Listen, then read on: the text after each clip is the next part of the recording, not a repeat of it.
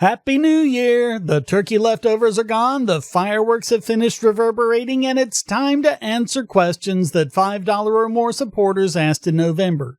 If you'd like to participate by asking a question this month for me to answer at the start of February, links are below. No one asked anything on Patreon, so let's look at Subscribestar, where FunwithFacts asks, what are your thoughts on the Georgist idea to replace all other taxes with a land value tax? Well, first of all, taxation is theft, so all forms of taxes are bad. With that said, this is certainly an interesting one.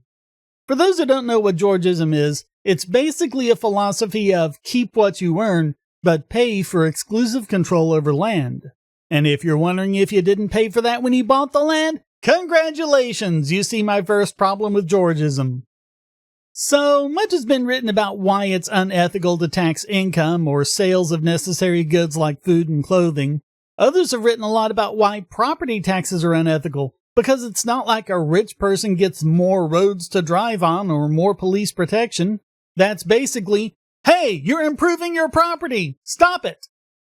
Georgism's land value tax isn't about the property tax. It's about the bare value of land that has to do with qualities outside the land itself. Good schools, better roads, better public safety, benefits that aren't created by the landowner.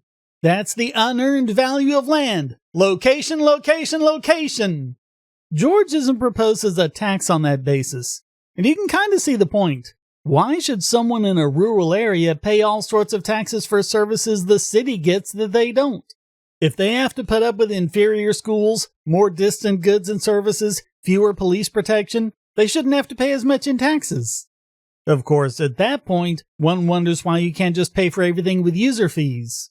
But with Georgism, that location is what counts. Two lots next to each other pay the same tax, even if one is a trailer and the other is a mansion. Georgism doesn't care about your fancy house or possessions, just your location. And as you point out, the idea here is to replace all of the other taxes. There are some advantages. LVT doesn't discourage productive behavior the way income tax and capital gains tax and business taxes do. In fact, it encourages people to be productive with land, incentivizing owners to develop it or sell it to someone who will. Ever seen a place with a lot of vacant lots or abandoned homes? That's the kind of thing Georgism wants to solve. Okay, so then the question is, how do you do it? Who decides the value of land in a particular location? The problem is, there is no such objective value, and as a tax, you can't let the price mechanism work to tell you what it is. That means it's going to be just as ripe for manipulation as any other tax. And of course, it's not only landowners who pay the tax. Rental properties need to pass that cost on to their renters.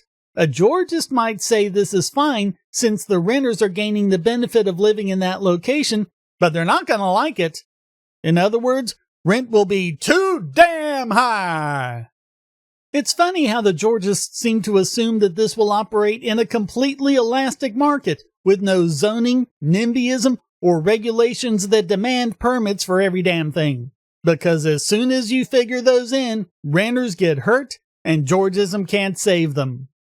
There's also the transition. Shifting to an LVT would lower land prices, wiping out some paper wealth and hurting owners who are land rich but cash poor. There's also debate over whether LVT alone can provide stable revenue in all economic conditions. Land prices rise and fall, so how do you deal with budget shortfalls? You'd need a backup tax of some kind, and there goes the very benefit you mentioned. Georgism is one of those ideas that economists keep rediscovering, praising, and then quietly leaving to die. It's efficient, hard to evade, and philosophically tidy, but it becomes unworkable at the most inconvenient of times. And the situation where it's least likely to work well is precisely the situation we're all living in. All that explains why it never quite goes away, but never quite wins either. Dickin Myanus asks, Happy New Year! Do you have any tips and tricks for parents who have children with autism? I get asked this quite a bit, having raised an autistic child into adulthood. But if I'm being completely honest, no, I don't have any tips and tricks, because the bad news is there aren't any. Autism is incredibly individualized. What works well for one autistic might not work at all for another. What you need to realize is that this isn't a puzzle you need to solve. It isn't a problem you need to fix. It's the way your child is. It's who they are. I didn't raise my child with a strategy. I raised him with persistence, flexibility, loads of patience, and a lot of trial and error. Mostly error. There were, however, some principles I picked up along the way. First off, you're in for the long haul. Remember that you're not managing a child, you're shaping an adult. Worry about the foundational skills, not appearances. Don't force them into obedience. Help them shape their individual mind on their terms. And keep in mind that progress often looks like nothing until it isn't. Until those magic moments, so few and far between, when your kid finally makes a breakthrough. Autistics need more regimented lives to help them understand what's going on and what they need to do. I'm not saying you have to go militaristic on them, but keep things regular and predictable. Remember that this is as hard for them as it is for you. This is all about communication after all. Those behavior problems are either your child trying to communicate with you or being frustrated that they can't. Whenever that happens, don't think, how can I stop this?